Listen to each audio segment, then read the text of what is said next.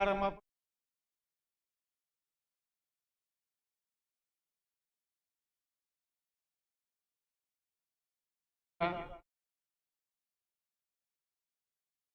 sedikit.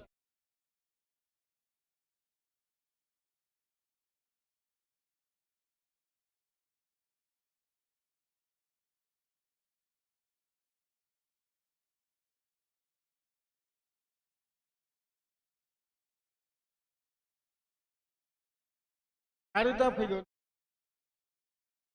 hari football para anjing. Birkhung Dimari bitang fैनांगौ आरो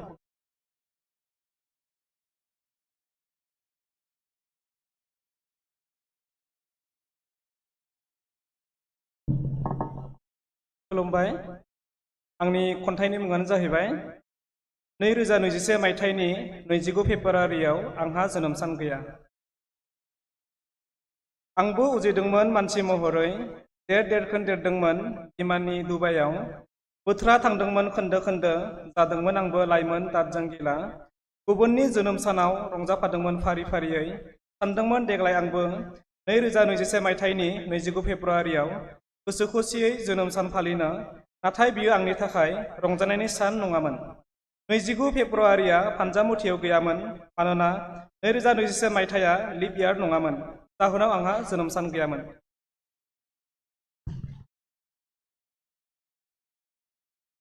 Aleman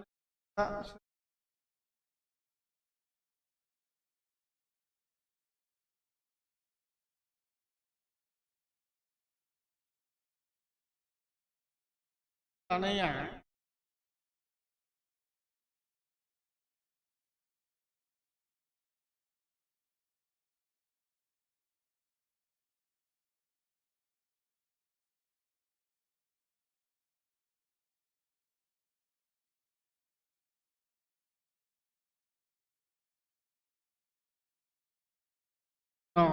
जागोन साखाफारा जानानै दङ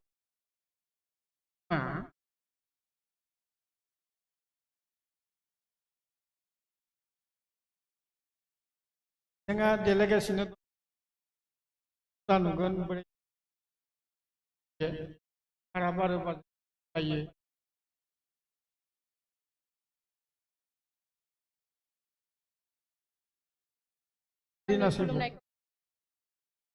आं सोनाब आंनि जोनोम आसाम आं बिजनि आङो आलिपुरदुवार सालिनिफ्राय आं दोंसे खनदों आं हरखाबै दिनैहाय खन्थाइया दंमोनब्लाबो आंनिया गारि गैयामोन नाथाय आं मैया हरावहाय माबा मोनसे गोसोखांनानै मोनसे लिरदोंमोन आरो खिन्थु दासिमबो आं टाइपिं खालामाखै बास लिरनाया लेखायावनो खाथायावनो दङ दासिमबो दा आङो सफैनो हानाय बायदिनो आं बे खन्थाइखौ आवरायनानै खोनासं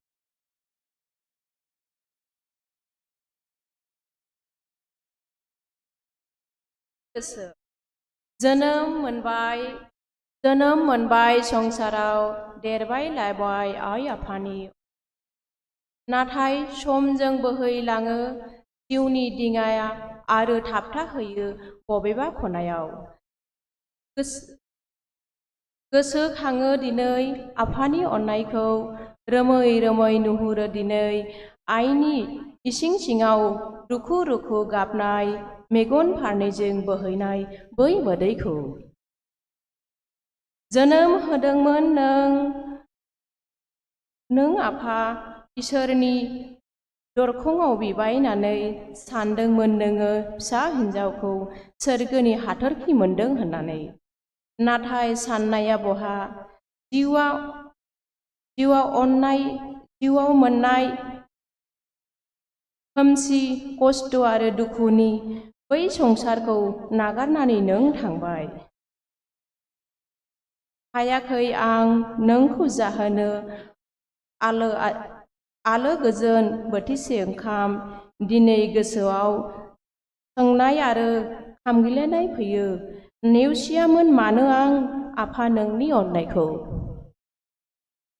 आफा दा मोनसे दुखु नों आलो गोजोन संसाराव आलारि बाथि जानानै थादो गोजोन्थों आंनि खन्थाइया एसेनोसै बोर जासिबाय रिना ब्रह्म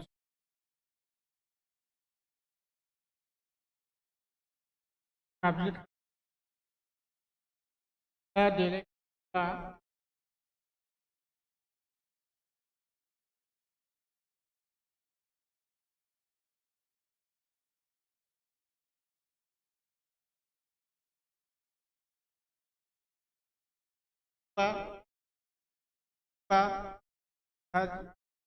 टाइमा गैया सावरायनो हादों दा खन्थाइगिरिया जाफैदों दैमासा बिजोंआ खन्थाइ आवरायफैनांगौ खन्थाइगिरि बिफां दैमारि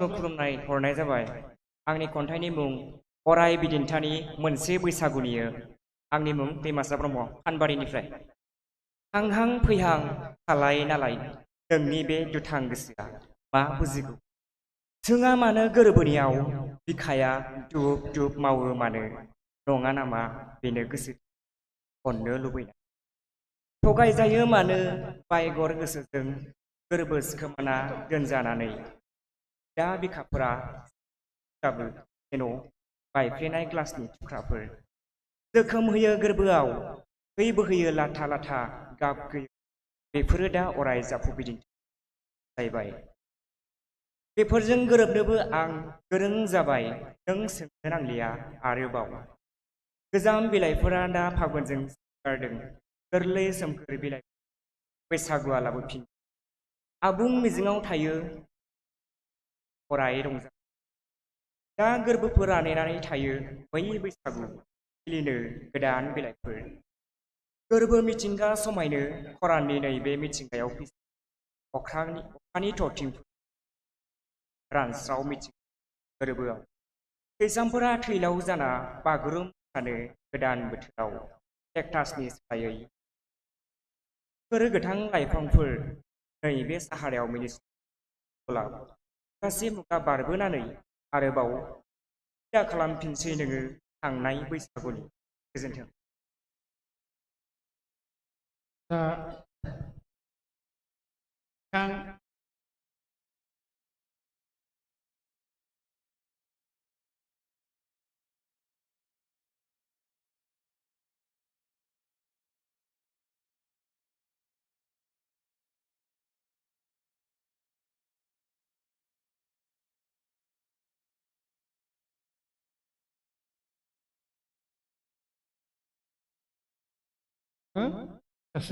बिलिफां दैमारि गिबियावनो खुलुमग्रोबाय आङो दिनैनि बे जथुमाव खन्थाइ आवरायनो होननानै फैयाखैमोन गुबुन लिरगिरिफोरनि खन्थाइखौसो खोनासंनो फैदोंमोन आङो थाखोर बिलाइयाव लिरनो हायासै आङो मबाइलनिफ्रायनो फरायनो आखायाव लाबाय आंनि खन्थाइनि मुङा जादों सिमां मोनफ्रुनाय हरनि सायखं सिमां मोनफ्रुनाय हरनि सायखं बे मोनसे बिसोरनि गिथाव सममोन जेराव उखुमब्रियाबो लाजिनायजों मोदै सखनांदोंमोन बिसोर दावहा होदोंमोन गोजा थैनि सिरिनाय दावहा हरनि सोदोमस्रिया मुखा गानदोंमोन सिनायथिखौ सोलायनानै बे मोनसे लाजिनांथाव हरमोन गोथारथिफोरनि जेराव बिसोरनि मोनफ्रुनाय सिमांखौ सेखनानै लांदोंमोन आद्रियै जिनाहारि मुंनि खारनाय रमान्सजों जुनाद जुनाद मोनामनाय हरनि आलासिफोरनि थाखाय सोमोन्दोनि मोखांखौ खोबथेनानै हरखौ बिदाय होनांबाय बिसोर आरो दा सिमां मोनफ्रुनाय हरखौ खालाय खालामनानै सिमां मोनफ्रुनाय हरनि सायखंखौबो लांदां खालामनांसै बिसोर दा हरनि बुब्लिया सोरनि सिमां मोनफ्रुनाय हराव गोथारथि सोलेरखौ दिनै बिसोर सोरनि आदार खालामनांदों बियो मोनसे उखुमब्रि थाखोमानाय खोमसि हरनि मोनसे सिमां मोनफ्रुनाय हरनि गोसोम सायखं जाय जिनाहारिनि लामाजों थाबायो बिसोरनि थाखायसो बे लामाया नोंनि आंनि थाखाय नङा गोजोन्थों आं दैमारि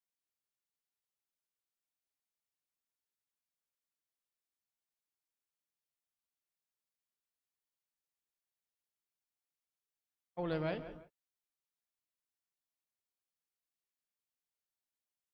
ब्रह्म मोसाखावरिगिरि मुंदांखा मोसागिरि आं दहाय होननाय बादि दैया जेरै जिरिलाङो बिदि जायो बार बिदि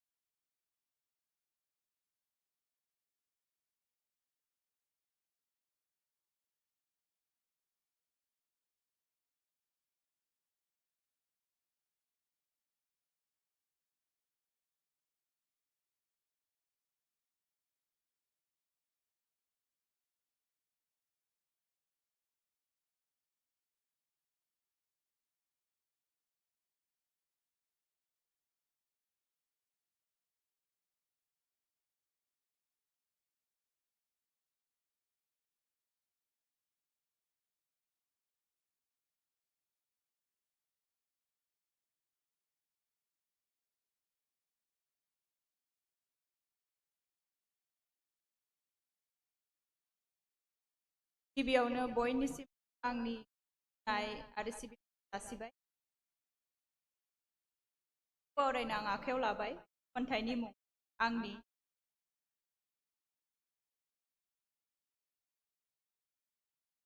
मा खालामनो आं मानसिफ्रा आंलाय बांद्राय लिरो नाथाय आंखौ खाथिसिन जोबोद गोसोखां आं माखौ लाना माखौ लानानै फानजारि माब्लाबा जायनि दासिमबो जोबथेन दोनगासिनो माखासे दागोखौ आं खोमोरनो हाया माखासे आं मा जादों संसाराव आराव जाजा आं हानायमोनब्ला आं हान्थि आरोबाव गाराय जादों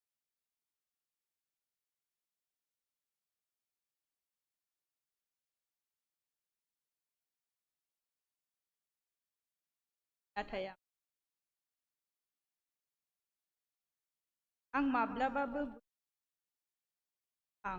माब्लाबाबो जायखौ बांसिन आबोर खालामोमोन दैमा। आं दा हारसिं गोसोखां सायाव गोबाना लानो बे निजोमै दैमा होयो बेसेदि आं सानस्रि रोंफेरदिया माब्लाबाबो जानांगौ माखासे बाबेन नाथाय दाहारनिबो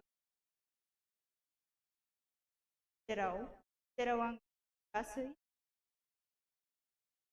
बोहैलां गोसो आरो मेगन अहायाबो नायबाय मोनसे गोजोननाय मोनो गावनो नाथाय दैमानि रुप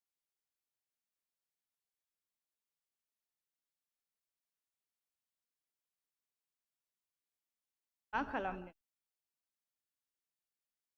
मिनिफ्लां मानसि आंलाय बांद्राय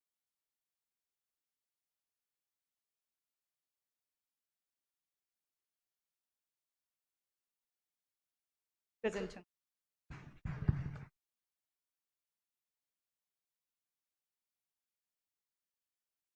रानि दैमारि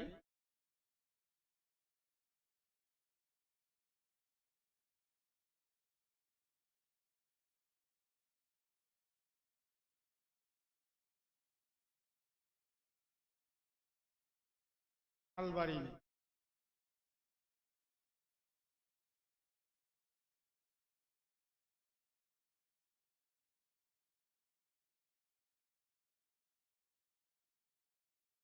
थाइगिरिखा मुंदांखाखा दा दहाय गाबज्रिनाय बादि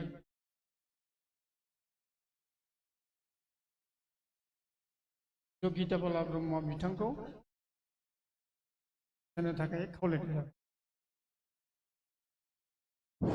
खुलुमबाय गेदेर गोलाव आंनिनो जाथाव नोंसोरो देरसिन लावसिन दा दाथ' मोसानाया जेबो रिहार्साल गैया आगोलाव जा आङो बेखौनो मोसानानै खोन्थागोन दा एसे एनै भुलफोर जायोबा निमाहा होनांगौ आदैमोनहा आरो आयंमोनहा थाबाय।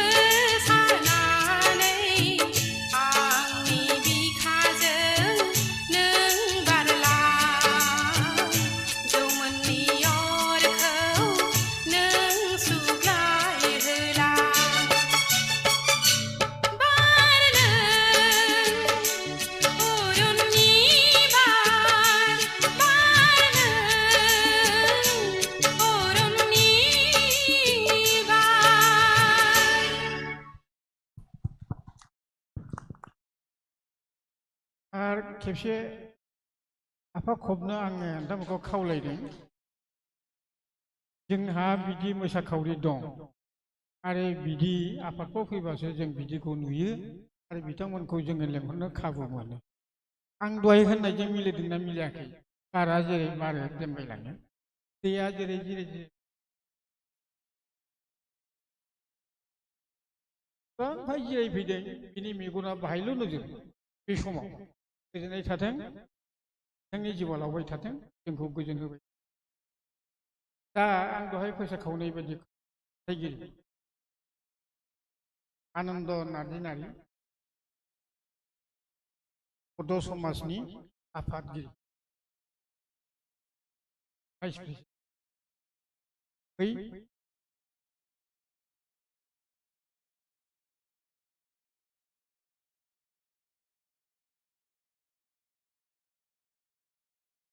दा जोङो मेथाइ खोनासंगोन दसे उनाव मा सुजुथाय बसुमतारी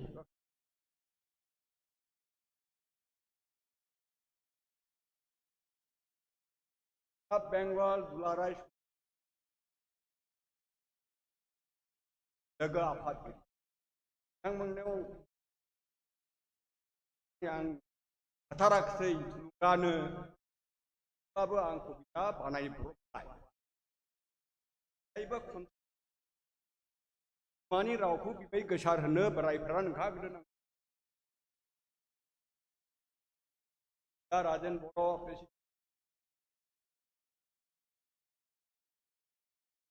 प्रेसिडेन्ट खुलुमबाय बे जाबाय बिमानि साव आरज मेन्थाइ खन्थाइबो बाव आं मेन्थाइबो रोजाबो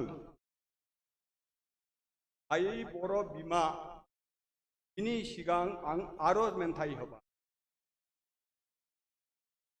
भारत बिमानि भारतबासिजों बर' रावै बुहुमाव जोनोम मोनदों भारत बिमानि भारतबासिजों बर' रावै जोनोम मोनदों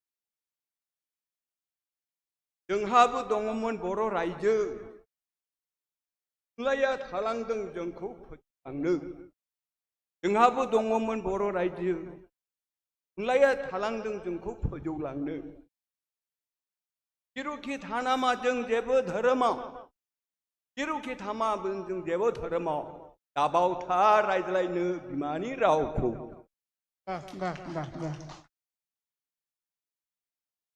जेरावखि थानामा जों जेबो धोरोमाव जेबो खोरोमाव दाबावथा जों रायज्लायनो बिमानि रावखौ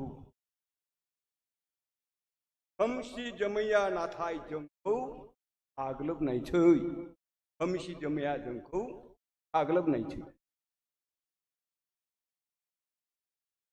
भारत बिमानि भारतबासिजों बर' रावै जोनोम मोनो नायहर हनै सान जाराङा जोंखौ फोजाफैदों जांख्रि खांदो दिनै बर' हारानि बर' फिसाफोर थुनलाइखौ रायजोआव फोजौलांनो नायहर हनै सान जाराङा जोंखौ फोजाफैदों जांख्रि खांदो दिनै बर' हारिफोर थुनलाइखौ बुहुमाव फोजौलांनो भारत बिमानि भारतबासिजों बर' रावै जोनोम मोनदों आंनि लिरनाया गानबो आं बेखौ रोजाबो दाथ' रोजाबनायनि नुबाय नङा होनानै गानबो बानायदों आं बेवहाय रोजाबमा आङो दा खन्थाइ एसेनोसै गोजोन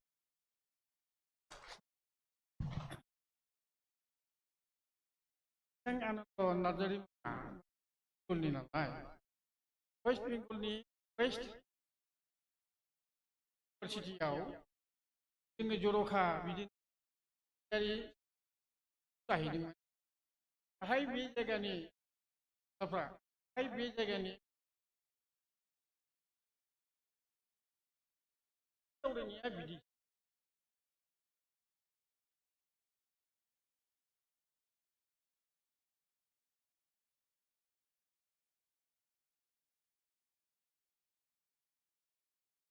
दा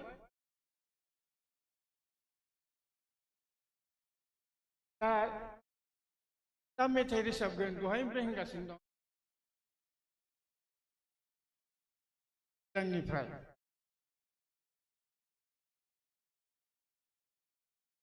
दामग्रा देग्रा गैयाब्ला माजों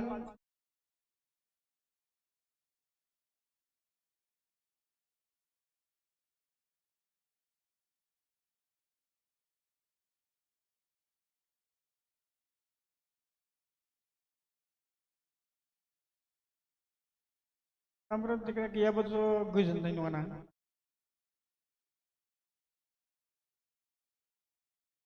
दा गाव साहस दङबा खनफैथोंसै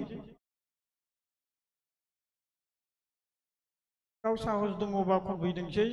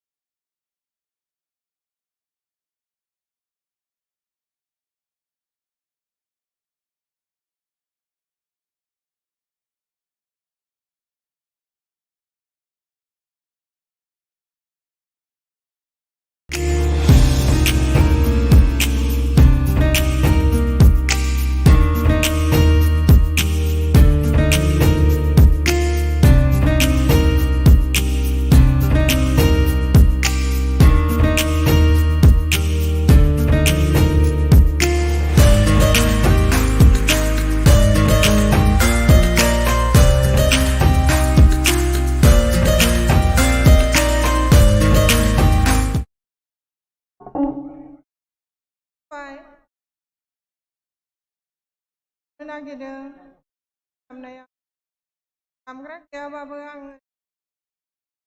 थांसै जायोबा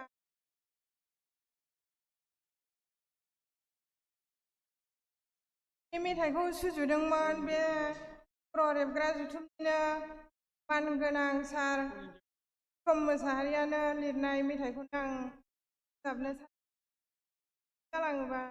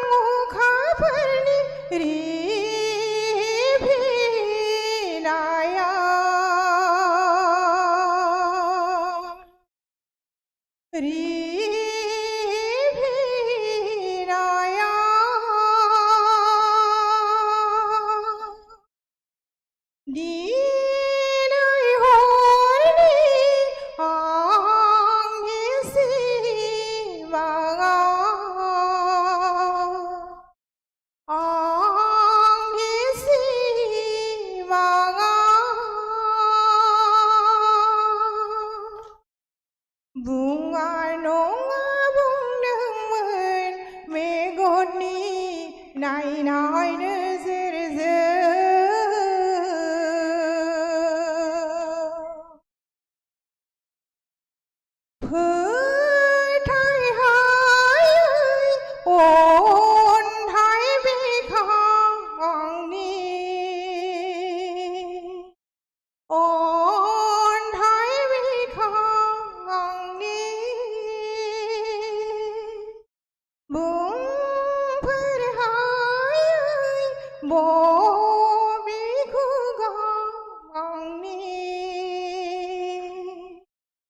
बबेखौ गावनि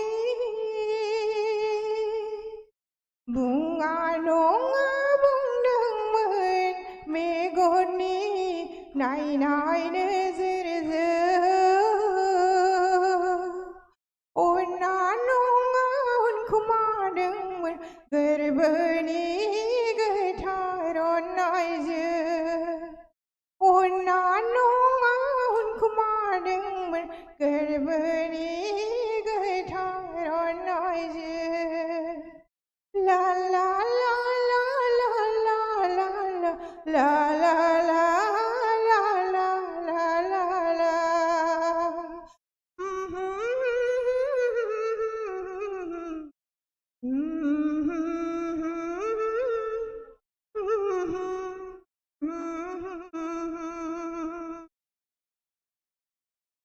साबायखर आं लक्ष्मी बसुमतारी आधुनिक गीत मडार्न सं खननानै खोनासंहोलांबाय आरो बिथाङा अल इन्डिया रेडिअ'नि खनगिरि साबायखर बावहरदों आरो दहाय हांमा थानाय मेथाइ खननो होननानै हांमा थानाया जुदि दा फैफिनोब्ला मोजां सुजुथाय नार्जारिया सुजुथाय बसुमतारिया बेनो सुजुथाय माने लक्ष्मीया माखौ होनखो लक्ष्मी बसुमतारी अल इन्डिया रेडिअ'नि फैद' नाहरनाय नामफ्राबो जालाबाय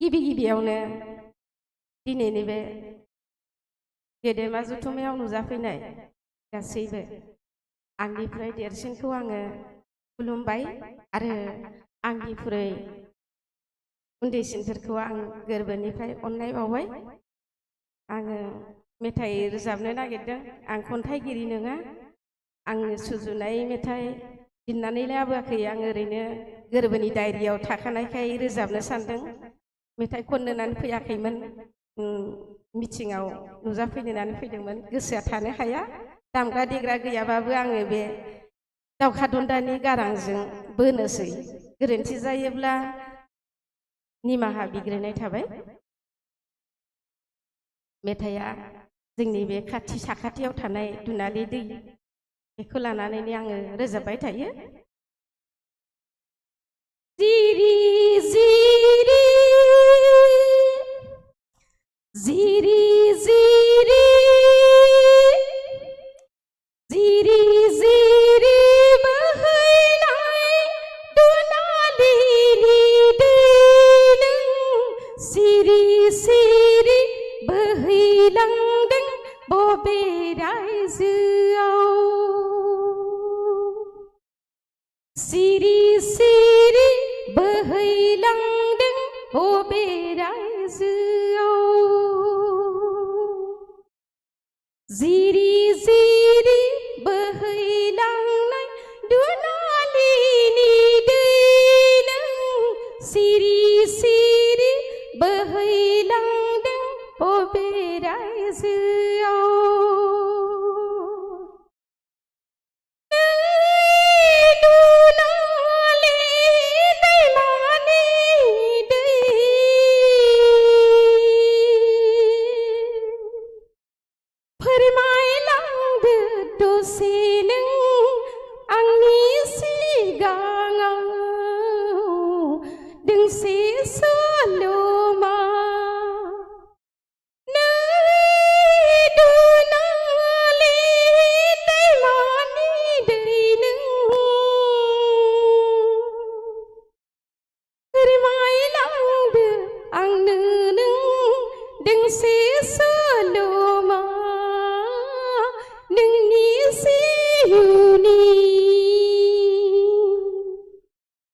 नेनानै दङ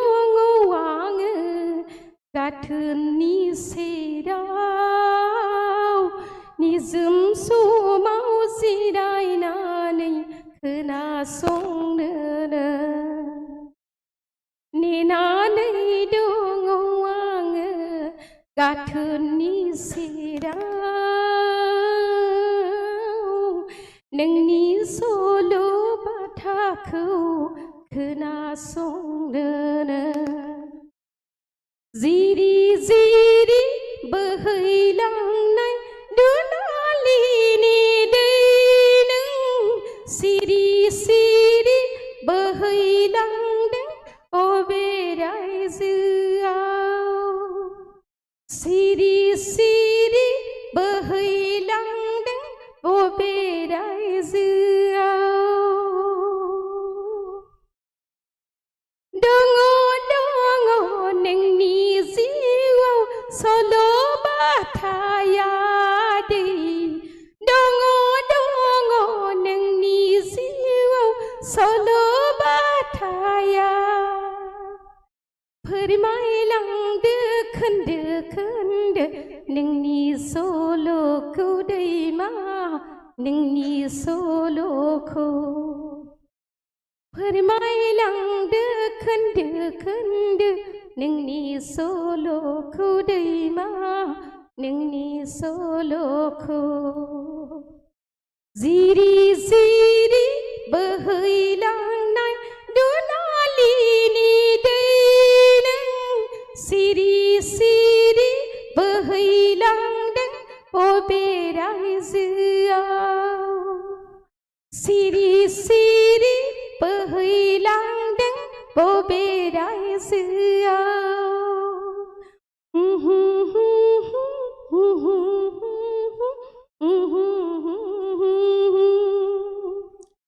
लो लो लो लो लो लो लो लो लो लो लो लो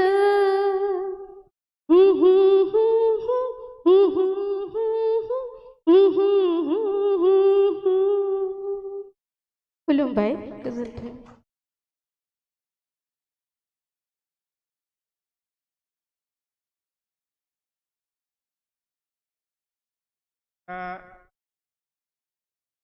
बे खन्नायखौ एसेयावनो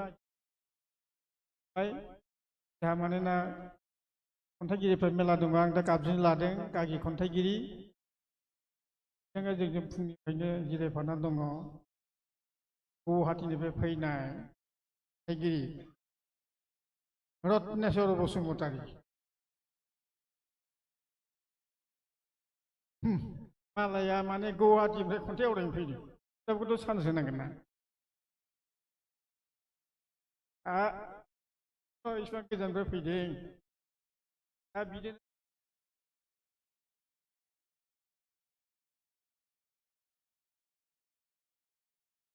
बिनिसिमबो आंनि अननाय आरो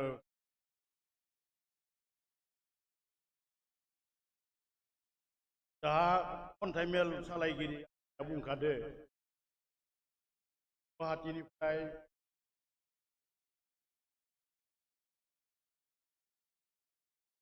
जोंनि खन्थाइ फरायनो थाखाय आङो पारमिसन बारा गोलाव नङा आंनि खन्थाइनि मुङा जाबाय दै मेथेखाया गोसो गोनां मेथेखा जाबाय दै मेथेखाया गोसो गोनां मेथेखा जाबाय जोंनि गोदोनि गामिया बेयावनो दंमोन मोसौ मैसो गुमग्रा जाबनि लावखारफोरा बैयाव मोसौ मैसो गुम बेलासि समाव हुगुमा नारेंनि बल गेलेयोमोन बोराय बेन्थ'फोरा गेलेनाय नायना गोसोखाङोमोन हौवासा बैसो मिथिस्लाबियै माबेनिफ्रायबा गोजाव बोना सुबासेना सुबानैल' दै मेथेखाया मोसौ मैसो गुमग्रा रिजार्भनि एसे गोजानाव गोलैसोना दं दैबाना बांग्रि मावग्लुंनाय मोनबो सोमजियाखै। दैमाया आगोलनि बादिनो बोहैगासिनो दं। मिथिस' मोना बबेनिफ्रायबा फैनानै मोसौ मैसो गुमग्रा रिजार्भखौनो दै मेथेखाफोरा साग्लोबखांनायसै। बेयाव दानिया मोनाबिलि लावखार सिफुंनि सुदेम देंखो गैलिया गथ'फोरनि गेलेनायनि दावराव दावसि गैलिया मागो दमासिनि रंजा बाजा दोम आघोननि जोसा जोसा मोनामनाय बेसर बारिनि गोमोथाव मोदोमफ्रुमनाय सिफुं लावखारफोराबो बबेयावबा गोमादों। दिनै दै मेथखाफोरा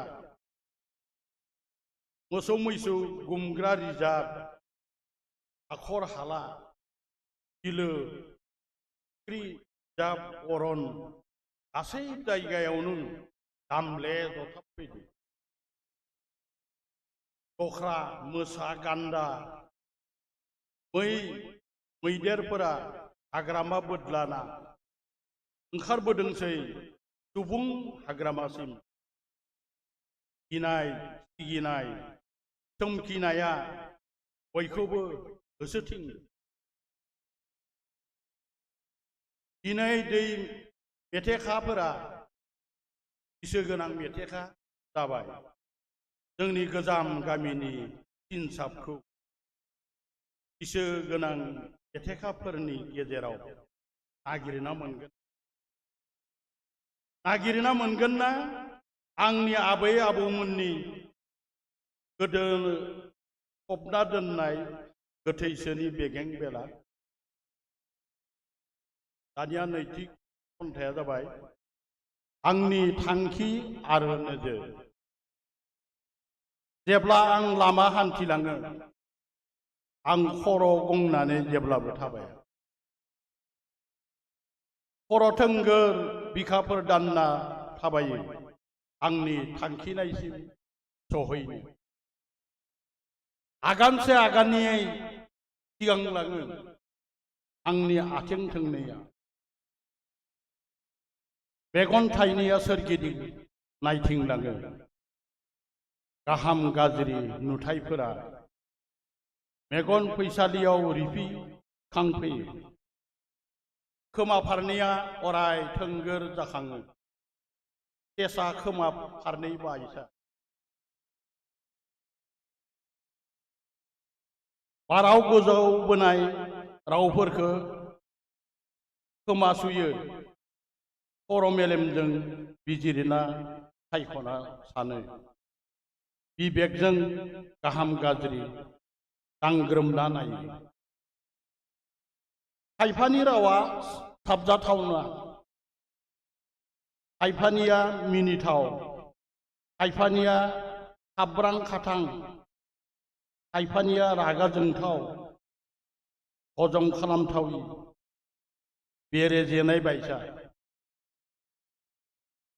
गोजोनथावि सहायथावि बुंग्राफोरनि रावफोरखौ आं हाजासे हजम खालामनो नाजायो।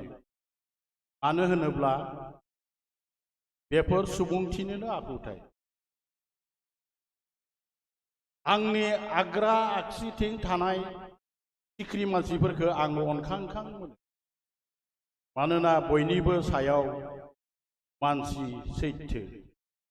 गासै मानसियानो असे आंगोनिबो आंगो। दैमाया अराय बोहैगासिनो थायो। आंनि बैसोआबो जामलांगासिनो थायो।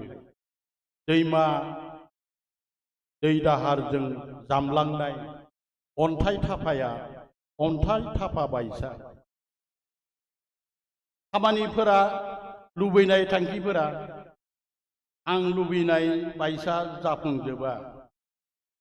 थेवबो आं मोननाय मोनिनि लामाजोंनो मोननायखौ लाना आगारसुनलाङो बिखासे थफ्ला मिजिं लानानै मानोना मिजिं लानानैनो सुबुङा थांना थायो लामा दथानि सैमाफोरा सोंब्लाबो मैदेरा गोमजोर गोमजोर गावनि लामाथिं हान्थिलाङो सिख्रि मानसिफोरनि गाहाम गाज्रि रावफोरखौ खोनाफा माफा खोनायै फावजों आंबो आगान सुरलाङो गोमजोर गोमजोर मानोना आंनि नोजोरा जेरैखि जाया सहैथारनांगौ थांखिखानाय थावनिसिम एभारेस्ट मानबायग्रा मानबायरुफोरा बायसा जौसिन हाजो थिखिनियाव सहैथारनांगौ गोजोन्थों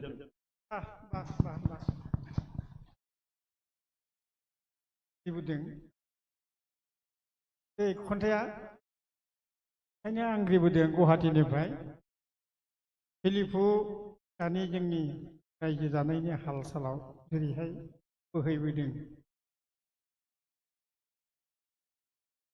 जोंनि समाजाव गोमोरलांनाय गासैखौबो बुंनानै दोनदों आरो खोनासङो बेनि थाखाय आं जोंखौ आरोबाव फिन साबायखर बावनानै आरो गागि खन्थाइगिरिखौ आङो लिंहरनो आखायाव लादों बेनो बिजि सोर जागोन बेबा आंलाय होनदों गागि खन्थाइगिरि लहित बसुमतारी लेंहरनाय जादों बिराद खन्थाइ दङ ललित बसुमतारी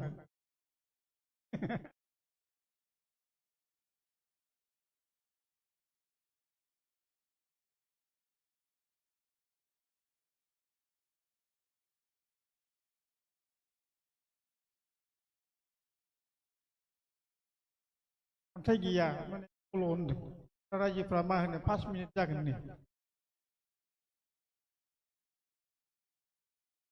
5 मिनिट सबाथावथार बे आन्दलनाव आथिं गैया खुलुमबाय सुंद' सल'नि मुं मोसौनि साव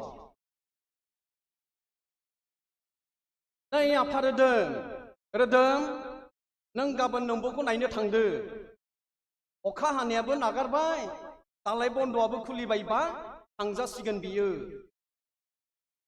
नोमथैनि फिसाजो लावगिया गोजानाव हाबा जाहैनायाम्बा मैया बिजि फिसाय मा बिफानाव आलासि जानो फैदों दामानि माबा सिमां गाज्रि नुबाय थादों माब्लाबा मोनथिया हसिया हरखाब दुब थैनानै थांगारलायगोन मोखां नुवा गन्थं नुवानो ओरैनोबा नोम्बौआ नोंसोरखौ इनायनो अनसोगारो हांमाफोर थालांगोन दाउ रोसि एसे फानलु ज्रोम होनानै संनानै हरफागोन आं दिनै मंगलबाराव नोम्बौमोनहा ना बेदर जेबो जाया बेखायनो गाबोन थांदो बिहामजो गोदानखौ लांफादो नुफेराखै नोम्बौआ नायथोंसै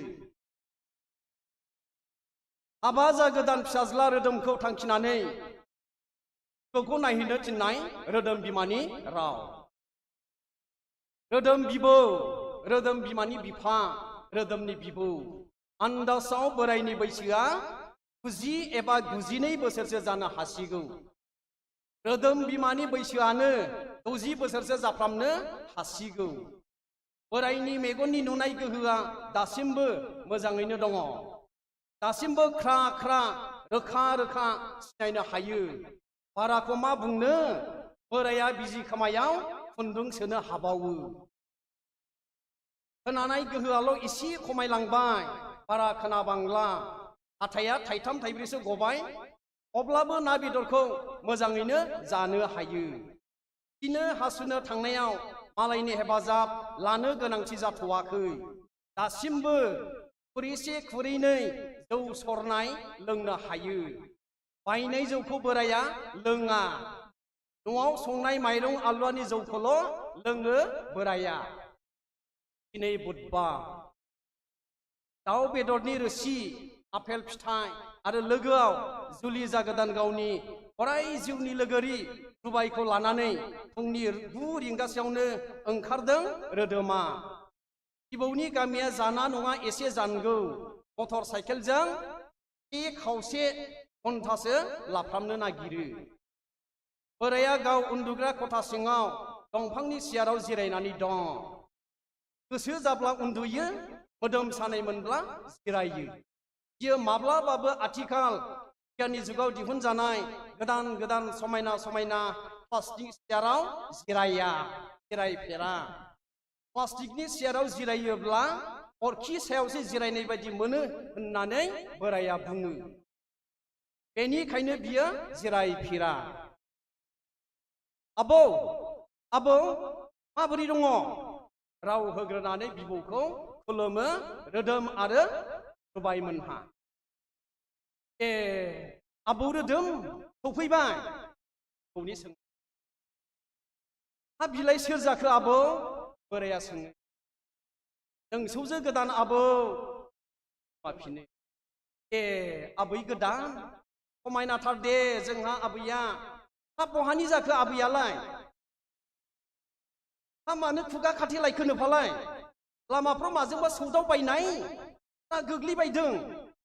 आं खुंथिनो थाद'नाय गैयाजासे फारि फारि सोंलांदों बोराया। रोदोमा फिननो लामाखौनो मोनस्लाबाखिसै। गोग्लैयाखै आबौ, जेबो जायाखै। थाबायफिनो रोदोमआ। बिदिब्लालाय मानोथो खुगा खाथिदों? आं थोनोलाय। खेवनानै ला आबै, खेवनानै ला। जि फिसाय सानैबो खुगायाव मास्क खानायखौ नुनानै बोराया गोमोनायजों आथा सिथा सोंदों। खेवनानै लानायानोथ' जारला जादोंलै आबौ। खेवब्लाबो जारला, खेवाब्लाबो जारला। मोनसे गिलु बालु गिख्रंथाव बेराम फैदोंलै आबौ जोंनि रायजोआव। जोंनि भारतावल' नङा, दुलाराय मुलुगावनो बे बेरामा जाफुथारदों। बे बेरामजों सानथ्र'हायै लाख लाख सुबुङा नाख्रेबजाबाय, गाग्लोबजाबाय आरो लाख लाख सुबुङा अबथिरा थैनांबाय।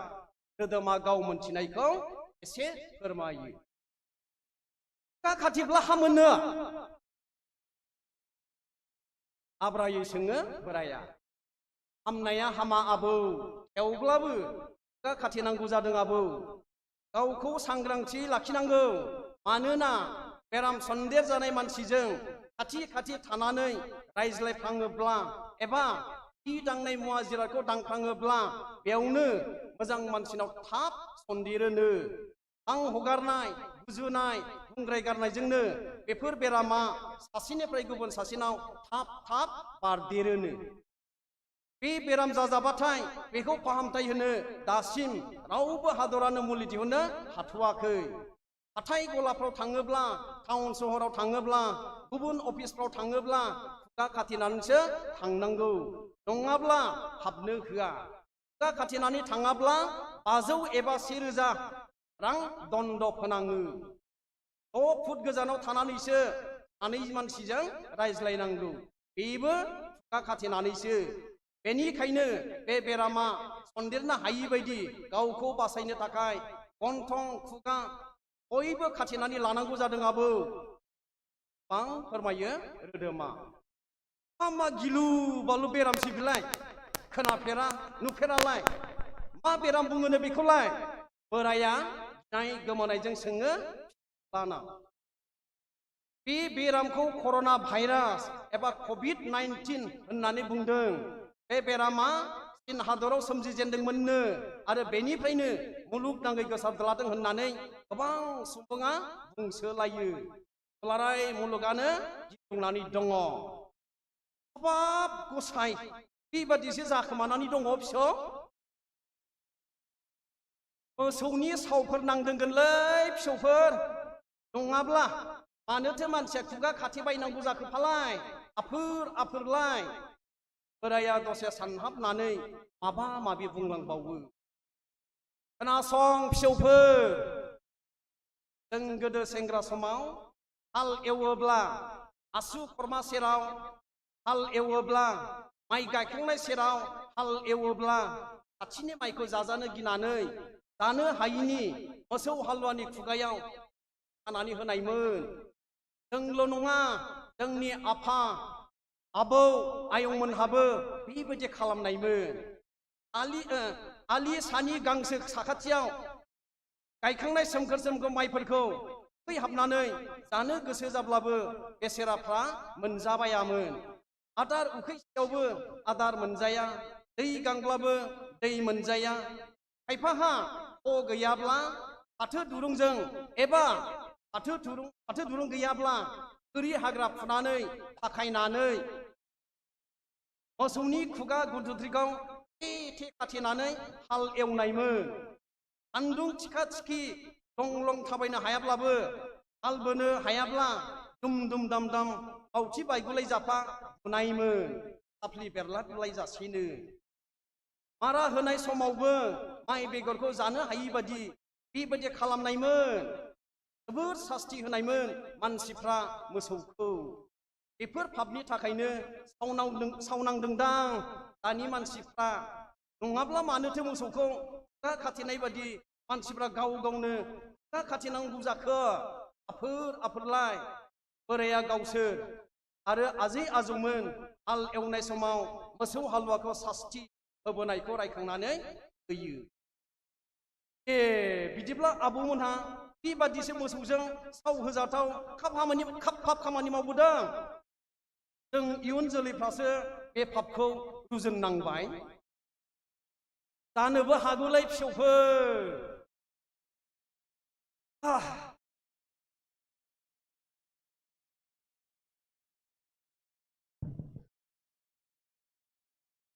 बिथां ललित महन बसुमतारी खौबो बियो दोल गोनां लिरो, लिरखायो। ब्रा ब्रायै बिथाङा जोंनो गावनि सुजुनाय कर'ना भाइरासनि सोमोन्दै बुंहरबाय।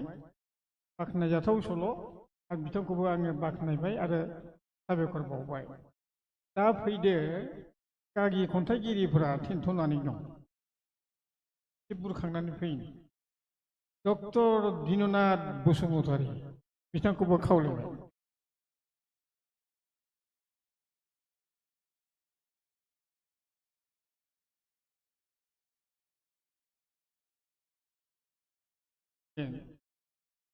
राखाव बसुमतारी मबाइल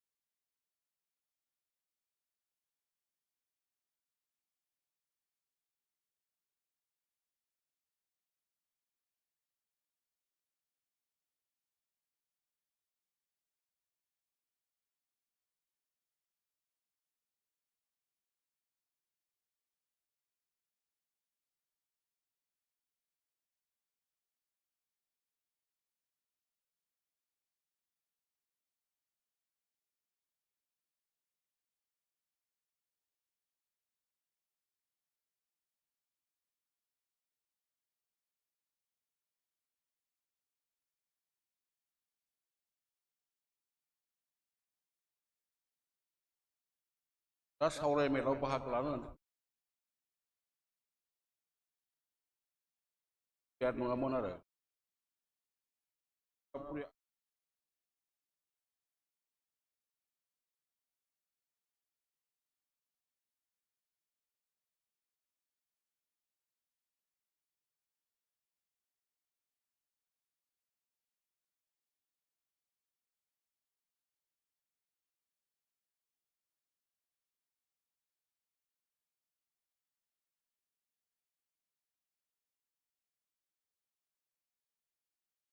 खन्थाइ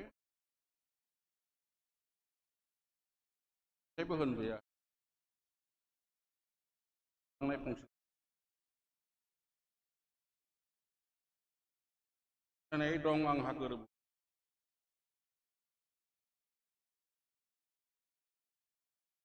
फोथायनाय दं आंहा गोरबो नों फैगोन माग दाननि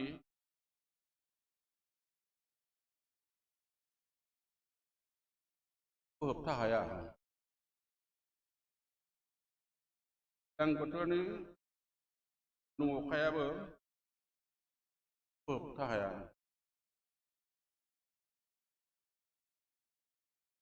नोंखौ रावबो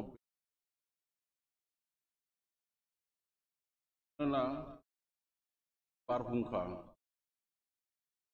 बार मोदाय नों फैगोन गुलुं गुलुं गोसो जों मिजिं सारफाव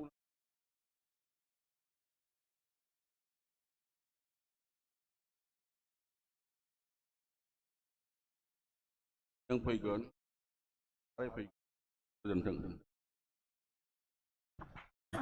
गोजोननाय थाबाय जोङो आवरायफैबाय जोंहा राखाव आरो बेनि उनाव फैगोन बरायद'खौ सेस खालामना दों बेनि उनाव फैगोन रनेन मुसाहारि जोंनि बारग' नेहाथारि जोंहा दोल गोनां खन्थाइ आवरायो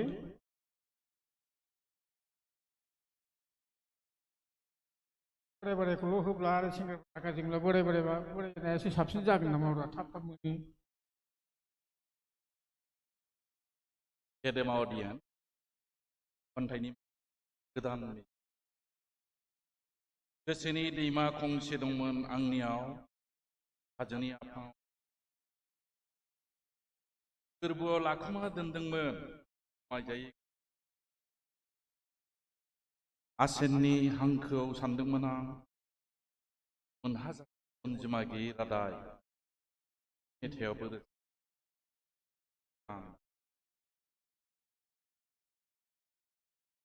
आबादथिलि हास्थायना आं नुदोंमोन मांखौनो गोबाथुम गोबाथुम आवग्रिबाय जारिमिन होननानै अनजिमा गैयै रादाय सुङै सुङै गारबोनाय आगाननि सिरि सिरि आलौनाय गोसोखांथियाव आं दाबो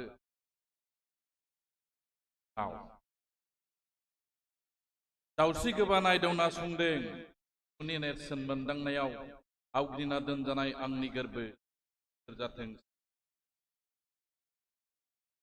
जिरि जिरि बोहैनाय दैनि दैसायाव खारदों सुथुरनि मिनिगाबनाय रादाब गारलांदों गोसोनि रादाय होयै सेराव मोखां जोमहाबनाय गामिनि महरा खुन्दै खुफबनाय गारामायजों दिन्दां जाना दं गोजाम नबथिनि हारा बेगें बेगें खाम जथा सिफुंनि गिलिर गोदावो गोजोन्थों साबायखर बावबाय बिथांखौबो जाबाय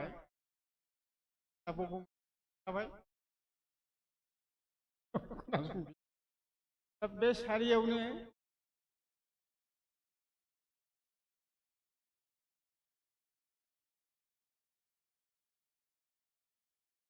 डक्टर जोब सानैबो गाबज्रिनाय जादों खिन्थु डक्टर जोब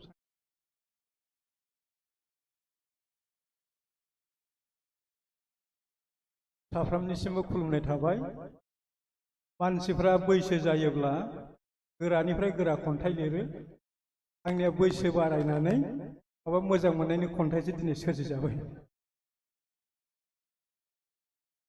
खन्थाइनि मुं दहाय बेखायनो दिनैनि सोरजिनाय जाबाय बेखौबो गोरबोनि जोनोम नों आरो आं थाइब्रै मेगन गोमो बिबार थुफिनानै बारग्लाङो जारौलि बिबार बेनिफ्राय बारसे गोजा बिबार मोजां मोननायनि बिनि उनाव थमेन बोयो बारसे गुफुर आरो बारसे गोसोम बिबार गोजोन्थों बाह बाह बाह बोरै खोनासंनो मोनदोंमोन बिथांखौ गाबज्रियाबा दा डक्टर सुबुंसा मोसाहारि बिथां फैगोन बेनि उनाव फैगोन जोंहा क'क्राझार आंग्रिखांनानै फैनाय भारजिन जेखौबा मुसाहारि बेनि उनाव फैगोन मीरा ब्रह्म आंग्रिखांथारनानै मैयानिफ्राय फैदों मीराया भारजिना दहाय फैदों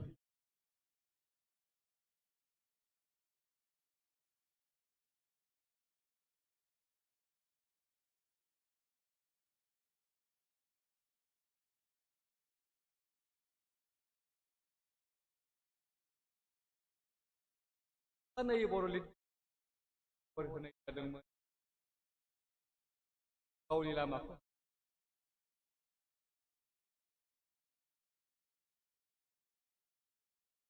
बे आफादा फाननानैनो थांनाय 37आव गियाननि बिजाब बाख्रिनि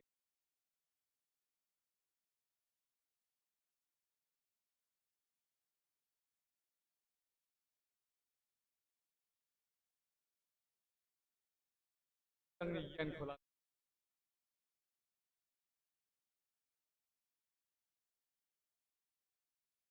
थारैनो गावनि गोसो साबायखर नोंथां डक्टर सुबुंसा मोसाहारि दा बेनि उनाव आं गाबज्रिखानाय बादि भारजिन जेखौबा मुसाहारि आवरायफैगोन बेनि उनाव दतमानिफ्राय खन्थाइ आवरायनो आंग्रिनानै फैनाय मीरा ब्रह्म बिथांखौबो खावलायखाबाय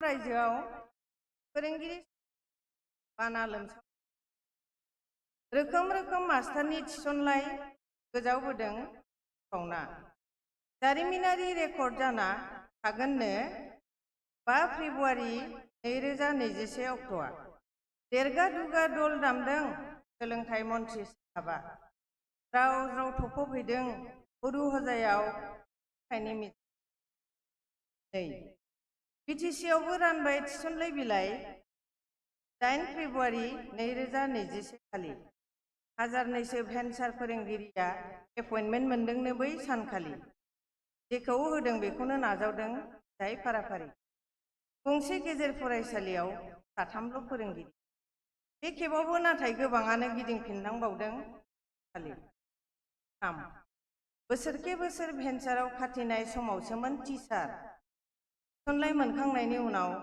जागारबाय दिनै सोमोनांथाव टिउटर मास्टारफ्रा बेथन मोनजायाबाबो गाबनो मोनानो उदै बुङाबाबो मान सन्मानजोंनो थांना थानांगौ सोलोंथाइ मन्थ्रिया होदों बोसोन शास्त्र आरो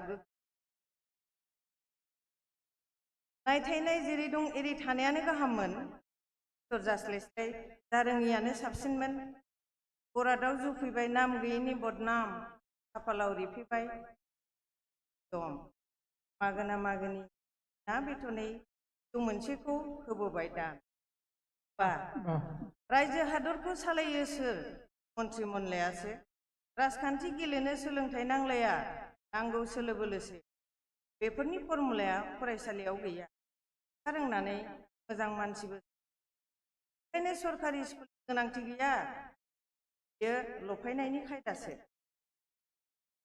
बुहुमाव मास्टारनिख्रुइ जाम्बासिन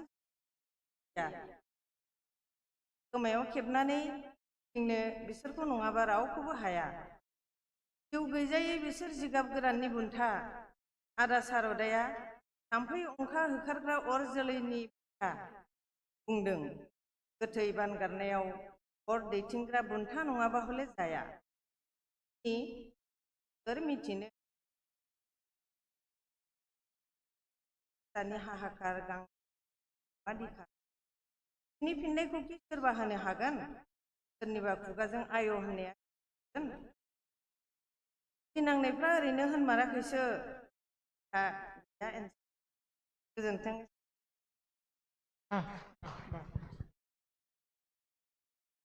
फोरोंला बेखौ दा मिरा फैसिगोन मिरा ब्रह्म बा थाबैनो फैनांगौ बेनि उनाव फैगोन जोंहा जेबसिं हारि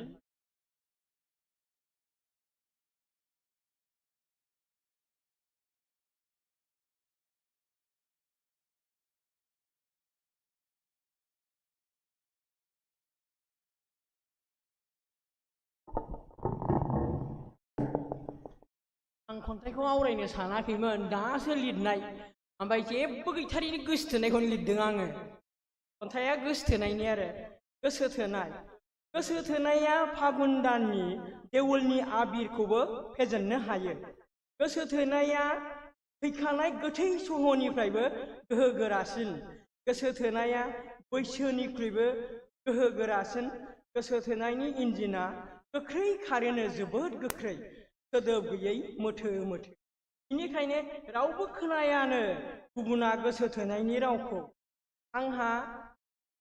आंहा गोसोथोनाय गैया रावबो बुंनो हाया नोंबो आंबो रावबो दाथगाय दे हामा बयनावबो दंखाथारो गोसोथोनाया बोरायथों बुरिथों बारग'थारा गोसोथोनायनिफ्राय गोजोन्थों सैथो खोथा बेनो आरोखि दा खन्थाइ नङा सोर होननो आरो सैथो खोथा जों फोरमायथिदों बेखौ जोङो लिरगिरिफ्रा फोरमायथियाबा सोर फोरमायथिनो दा फैदो बिथांजोखौ आङो साबायखर बावखांबाय जेबसिं बसुमतारी बेनि उनाव निउटन के बसुमतारी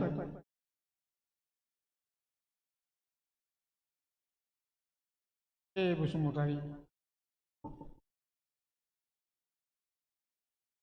बेयावनो बेलासिनि बयनिसिमबो गाहाम हामलायनाय बावहरबाय आं खन्थाइखौ फरायनो लाबाय खन्थाइनि मुं गोदै मिजिं थरथिंसे जिउनि फावथिनासालियाव रावनिबो जिउनि आगान सानजाया बेंगुरा सानजाया मोस्लेर मानोना समनि हांख्रायनायाव वाल घड़ी बादि सुबुंनि नक्सा मान सावगारियाबो सोलायलाङो मोस्लेर आगानफ्लाबो आबुं महर मोनो बोरि बराराबो बेंगुरा सानस्रिनो गोहो जगायो सुबुंनि थार बिजिरग्रा सानसुमैगिरि गोथार फुख्रिफोरनि बारफा बारफा फामे बिबार बारि अरायमुं सावफ्रामग्रा सिखिरि सुबुंफोर महर लायो बिसोर दांसो थाम्फै दंगोरानि जेराव गावनि समायना आबुं गोग्गो देहा थासेयावबो गाराय गैयै सुबुंफोरनि देहायाव गाराय नागिरथिङो जिउआव मिनिनानै नायोब्ला नुगोन सोरगिदिं समायना रमायना बुहुमनि आबिर जेब्ला अराय अम्बासि मेगनजों नोजोर सारगोन अब्ला रोखा नुनो मोनगोन थरथिंसे मोदैया आयनायाव गसरनाय बायदि बुहुमखौनो थङा थङा निजोम आगाननि आरजिनाय गोहोनि दोहोन इयुननि जिउ बिमुं बाख्रिया अराय आबुं जिउनि मोनफ्रोमबो गोग्गो आगानखौ सायख'नायासो नोंनि आंनि जों बयनिबो गोदै गोजोन्थों साबायखर बावबाय बिथां फैदो जोंहा दहाय गाबज्रिखानाय के खन्थाइगिरि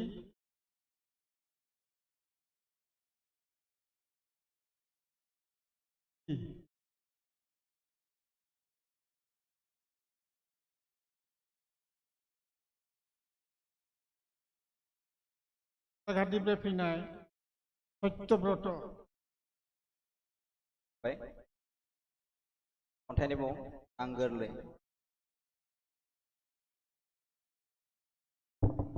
पबित्र ब्रह्म बिथां आं गोरलै बिफांनि बिथराइ बादि आं गोरलै मानबायहांनाय खुदिया गथ'फोर बादि आं गोरलै दावदै सिंनिफ्राय ओंखारहांनाय दाउसाफोर बादि आं गोरलै बाथाफोर बादि आं गोरलै जानायखायनो गोरलै औवा थंसे बादि फेदेबनो हायो, एम्फौ मासे बादि सुफ्लेनो हायो, जाब्लानो आसिगुरजों खेबस'नो हायो, आथिंजों गाग्लिनो हायो, बुथारनो हायो। आं गोरलै जानायखायनो बारजों बुखार जायो, दैमानि दोहौजों लांफायो, अखाजों सिजानो हायो। सान गोरलै बादि आंखौ सुथुरफोरा होनो हायो, आखाइ मिनिनाय मेगन मोदै गहोनो हायो, बिखा खामथाब जोब आंनि खोमायाव। आं गोरलै जानायखायनो जानांगौ आं गावखौबो रागा जोंनो रोङा, नेवसिजानाय समफोरखौ गोसोखांना गाबनो रोङा, देरहानाय बुब्लिफोरखौ रोङा। नाथाय आं गोरलै जानानै थानोसो मोजां मोनो, मानोना बेफोरखौ नांगौ बादि हगारनो हायो। अब्लाथ' आथिखालनि बे मुगायाव मोनफ्रोमबो बिथिङाव मालायजों गावखौनो साबसिन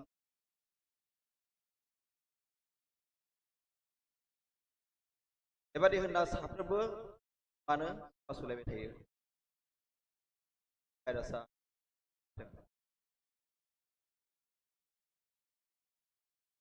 बटारिखौ लोगोसे आङो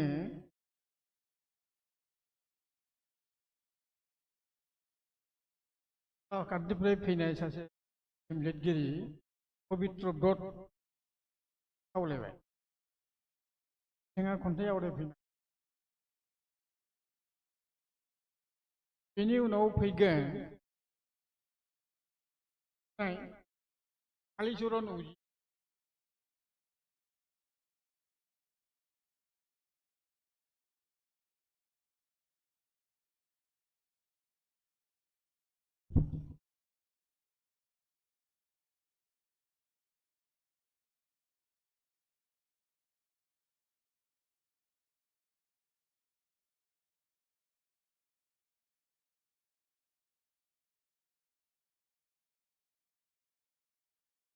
खन्थाइ आवरायनो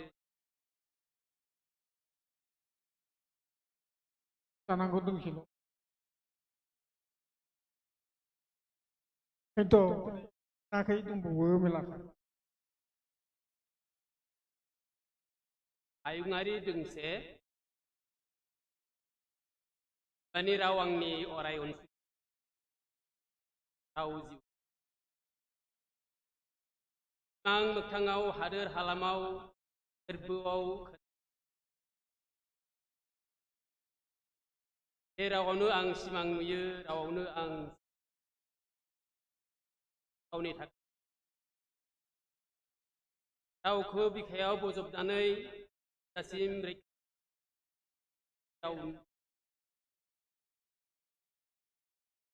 जानाय गाराङा दिनै बे जोनोम बिमानि देउलनि सिथ्लायाव फै बयबो भाइ बेरेन्दा हारि हारिसा जाथिनि आंनि रावा जाथों गोदान सुबुं गोदान जय धोनि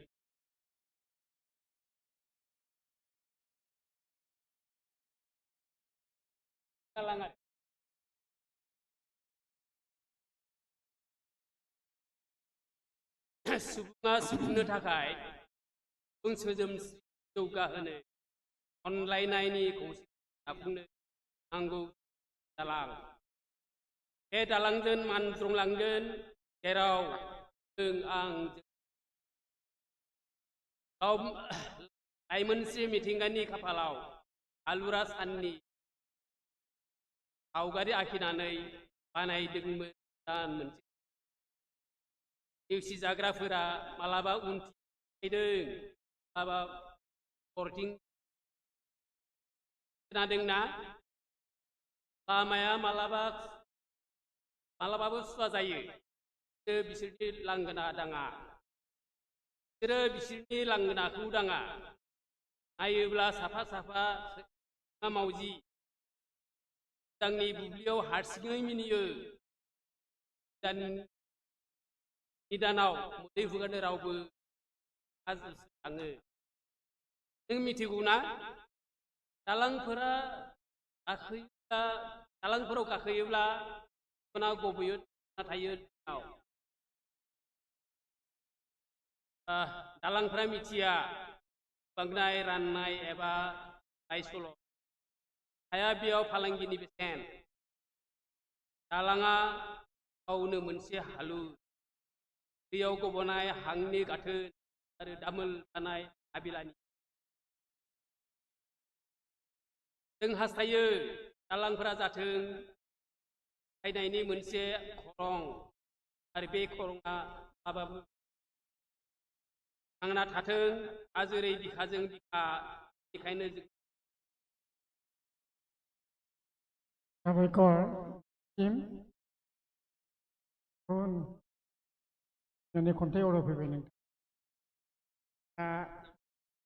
कालिचरन उजिर बिथां फैगोन बेनि उनाव दतमानिफ्राय फैनाय लिरगिरि आरो खन्थाइ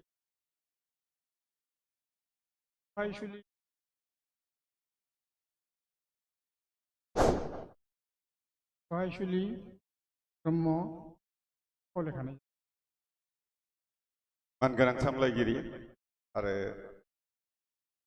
बावहाय नुजाफैनाय मानगोनां आंनिनो सिबिजाथाव बिथांमोन खन्थाइया एक्सुवेलि आं लिराखै थेवबो मबाइलनिफ्राय एसे माबानानै खुरनानै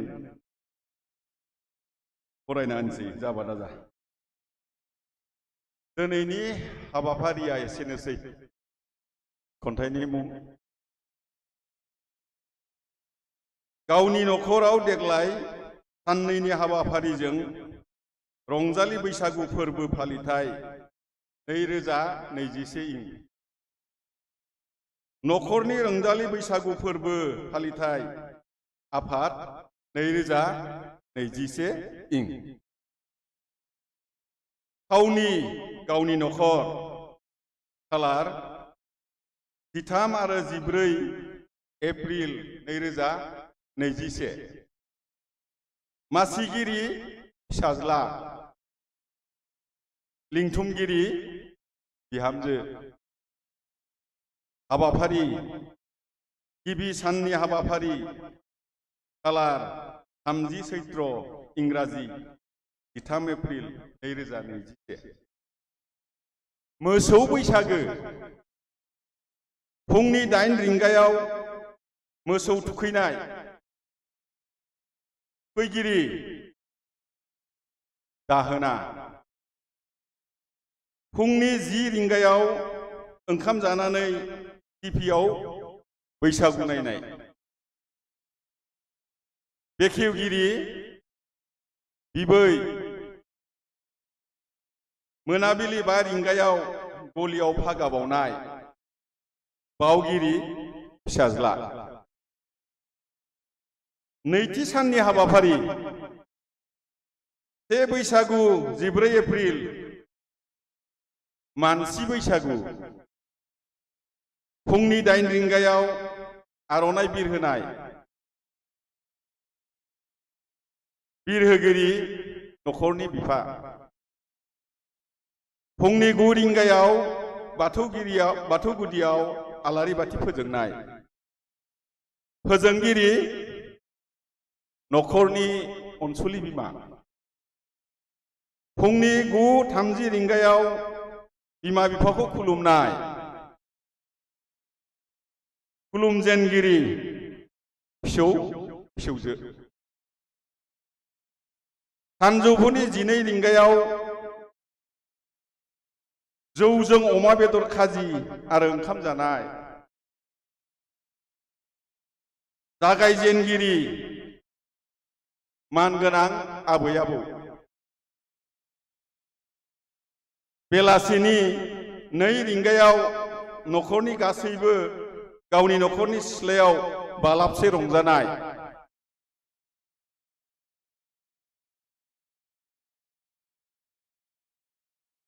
मोनाबिलि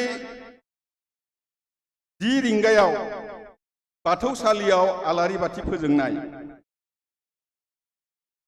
फोजोंगिरि माइनाव बिहामजो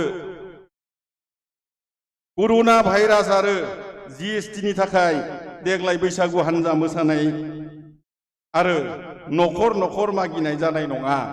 दिनैनि हाबाफारिया एसेनोसै। गोजोनथों। साबायखर नोंथां कालिचरन बेनि उनाव दहाय खावलायखानाय बादि सहायसुलि ब्रह्म आवरायफैनांगौ।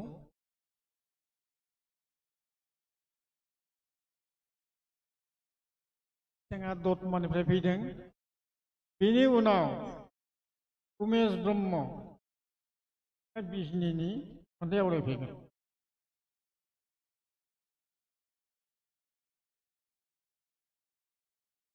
खन्थाइ आवरायफैगोन।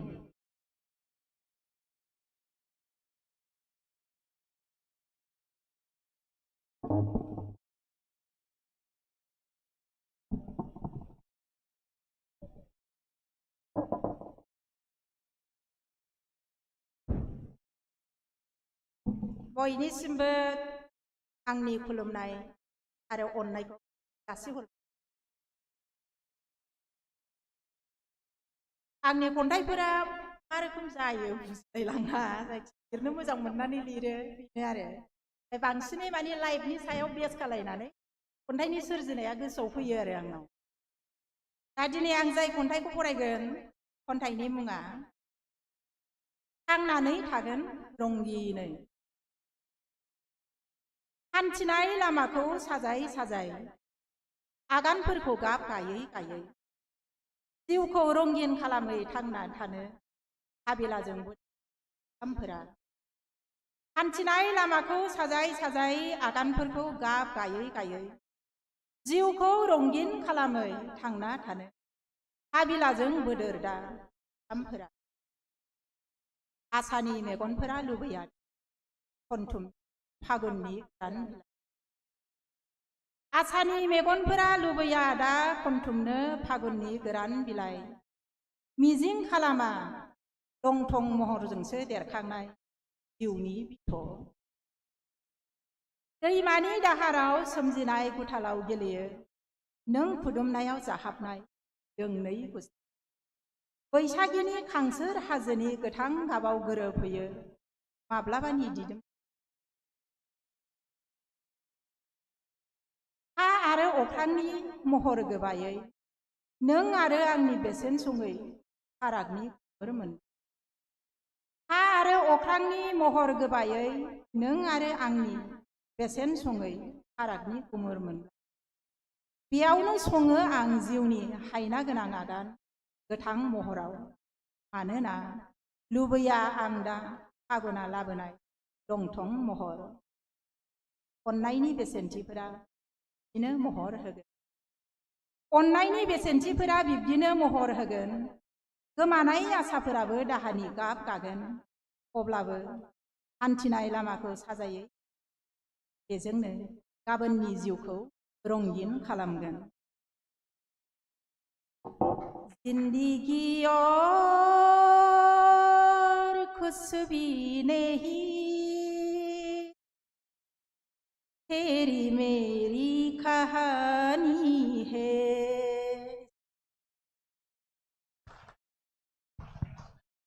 जाहैबाय सहायसुलि ब्रह्म। जोंनि आदा बर' समाजनि आफादगिरि राजेन बसुमतारी मोननि गामि गयबारि बिथाङा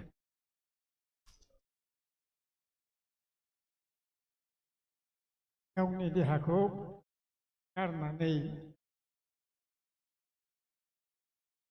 माबादि देहाजोंब्लाबो फैयो साबायखर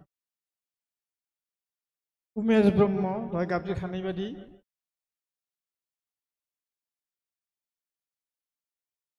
बेनि उनाव फैगोन दैमारानि दैमारि बेनि उनाव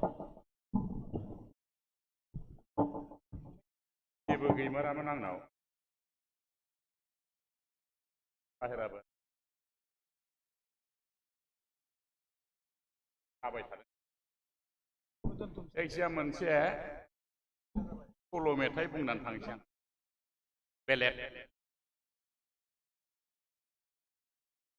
थिं टप टपला गरम मसला ना बेदर मोनबोला खालि अनदला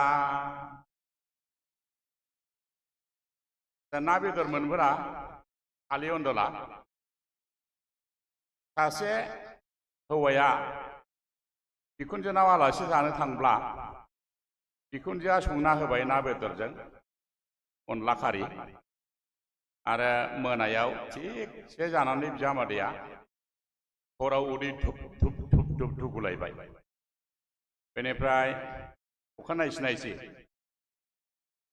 थिगसे ओंखारबाय उसुं गदायाव थांबाय माने बिखुनजोनि न'आव फायखानाबो गैया गोजानाव थांनोबो गिबाय मोदाय दावदायनि खोथा उसुं गदायाव एसेल' आनज्रायनानै बबेबा गय बिफाङाव जहुनानै उन्दुनो न'आव फैफिननो आवगायबोबाय बे समावनो माइ सौनो सिखारबायमोन